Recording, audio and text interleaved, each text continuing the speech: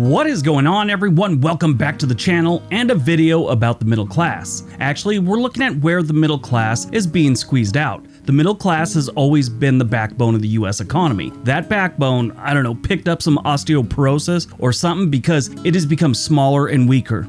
More and more people have been falling out of the middle class, and the cities they once thrived in have priced them out. There's a whole deeper subject that goes along with that, but I'm not going to get into it because this video is going to be less than 15 minutes, and it takes about a semester to explain it. I don't have an easel or an overhead projector, so we're not doing it. If that didn't make sense to you, ask your parents what an overhead projector is, and while you're at it, ask them to explain the joys of scented markers. Today we're going to list the cities that were once middle-class strongholds where a factory worker could buy a home, raise a family, and buy all the scented markers he wanted. This has been happening across the country for many years, but in the places on this list, it's really accelerated in the last 5 years.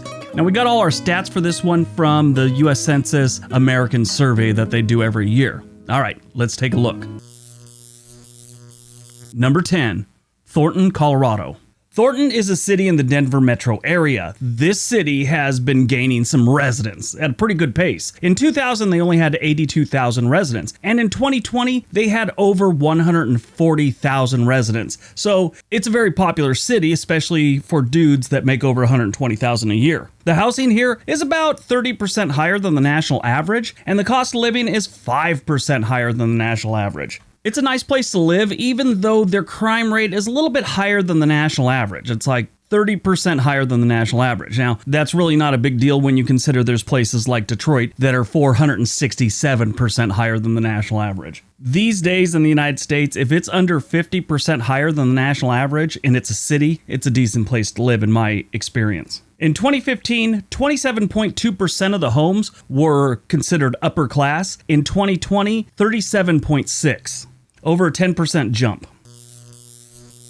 Number 9, Torrance, California. This is where I was born and raised. It's right on the beach in Southern California, south of Los Angeles. When I was growing up, it was one of the more desired middle-class places to live. Almost all my friends growing up, their family worked in aerospace or some kind of defense contractor. Back then, Torrance was just tract homes that were built after the war, usually in the 1950s or 60s. It was kind of weird. There was maybe 3 or 4 home designs. They're all like 2 or 3 bedroom homes, and they were all built the same way. It's like they didn't want to hire an architect to do too much work, so he just gave them 4 plans, and I would go to a friend's house, and it would be the exact same layout as my house, and then, there's only like 4 of them. It was really strange. Good place to grow up. These days, their crime is picked up. Actually, a lot of my friends have been chased out of there because it got expensive and the crime went up. Usually it gets expensive and there's no crime. No, it's prices are going up in Torrance, California, and so is the crime. In 2015, 33% of the homes were considered upper class households. In 2020, 43.9%. Number 8, Charleston, South Carolina. I love Charleston. It's a beautiful, beautiful city. It's got great history, great people, great food. On the coast, all those positives bring in people with more money, and that's chasing the middle class out. I was just glancing at Zillow. I didn't do any hardcore research on this, but I found a lot of homes that in 2015 or 2016, they sold for under $300,000. Right now, most of them are going for $500,000 and above. It's a bit of a jump. In 2015, 24.9% of the homes were considered upper class households, and in 2020, 34.8% of the homes would be considered upper class households. Number 7, OCEANSIDE, California. OCEANSIDE is in Southern California, and it's the 3rd largest city in San Diego County, and it is bordered to the north by Camp Pendleton South. A lot of Marines live there, and a lot of Marines used to live in Oceanside. That was where a lot of them moved to. There was a time you could live there on an E4 or E5 salary. That's corporal or sergeant. If they're living there now, they're probably living in an apartment because realistically, on that kind of money, you can't buy a house here. This is another one that it's kind of strange. It's not the best place to live anymore, but the prices are still through the roof. Their crime isn't terrible. The crime is only 1% higher than the national average, so that's good, actually. The housing is 108% higher than the national average, and their cost of living is 40% higher than the national average. In 2015, 24.4% of the houses were considered upper class households, and in 2020, 34.2% are considered upper class households. Number 6, Cambridge, Mass. Cambridge, Massachusetts is where all the big brains go. You got Harvard, MIT, Lesley University, Radcliffe College. And this city was actually named after a college, the University of Cambridge in England. This place has been expensive forever. I had a lieutenant in the Army whose wife actually went to Harvard. They're both attorneys now. But back then, they were attorneys getting out of college in probably the mid-90s, and it was just far too expensive for them to even think about living there. He didn't go to Harvard, by the way. She likes to bring it up a lot. The crime here is really low. Cambridge crime is actually 22% lower than the national average. Their cost of living, though, is 73% higher, and their housing is 251% higher than the national average. In 2015, 38.7% of the households were considered upper-class households, and in 2020, 51.7% are considered upper-class households. Number 5, Kent, Washington. Kent, Washington is a city in the Seattle-Tacoma area. It's right between Seattle and Tacoma. After World War II, Kent blew up. In the 1960 census, the city had grown by 175%, and in the 1970 census, they almost doubled the population to 17,000 residents, almost entirely people made up of the middle class, and working at Boeing and other aerospace companies. They're still growing, but not in the middle class. In 2015, 25.4% of the houses were considered upper class households, and in 2020 it was 35.6% of the households.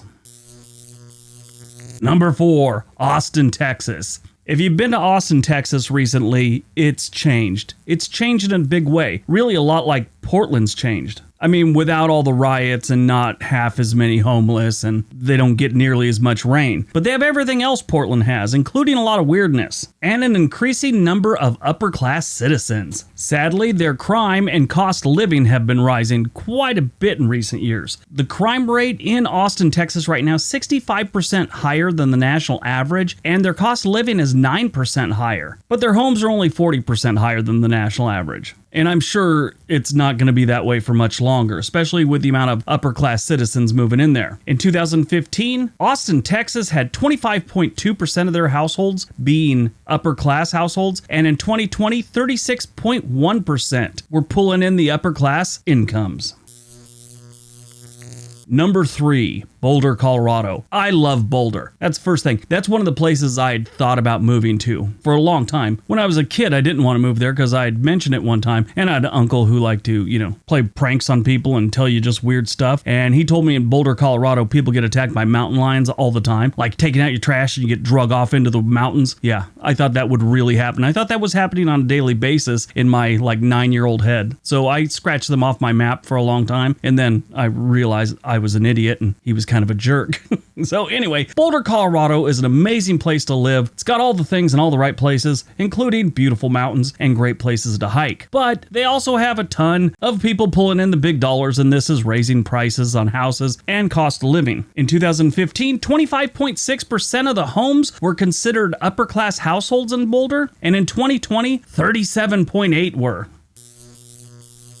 Number 2, Portland, Oregon. Now, if you watch the news or you know what's been going on here in Portland, you're probably a little confused because no good news comes out of Portland probably in the last 2 or 3 years. I'm here to tell you, though, all the problems that you see on the news are happening downtown, and all the suburbs and all the neighborhoods outside of downtown are still pretty decent. Sure, we got our civil unrest, riots, and all that other stuff, and opposing political groups fighting in the streets, and the ever-present homeless situation. But if you start getting out to the Beaverton areas, Hillsboro, Lake Oswego, and even parts of the outskirts of Portland itself, it's a great place to live. And a lot of people are making a lot of money here, and that's kind of moving the upper-class people in. In 2015, 24.3% of the households were considered upper class in Portland, Oregon, and in 2020, 35.3% were.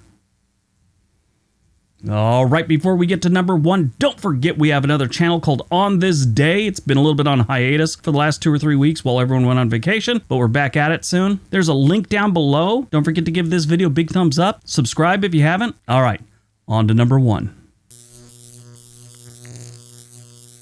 And number 1, HAYWARD, California. HAYWARD California is in the East Bay of the San Francisco, Oakland, San Jose metro area. It's between Oakland and San Jose. And it is one of the last holdout cities not to go completely batshit crazy with home prices. They're high, don't get me wrong. They're like 119% higher than the national average. But compare that to like San Francisco, which is 365% above the national average. They're not that bad. In the last 5 or 10 years, they've started picking up steam in the out of control house prices. If you can find a single family home here for under $700,000, move over, Annie Sullivan. We got a new miracle worker. That's how bad it is. If you do find something for under $700,000, it's a condo, a teardown, or a trailer. The middle class should be gone from HAYWARD, California by the end of the decade. Maybe some holdouts, but pretty much that should be it. In 2015, HAYWARD, California had 28.6% of their households being the upper class types, and in 2020, 42.9% of them were upper middle class households. All right, that's today's video. Hope you guys enjoyed it. Hope you got some good information out of it. And go out, have a great day, and be nice to each other.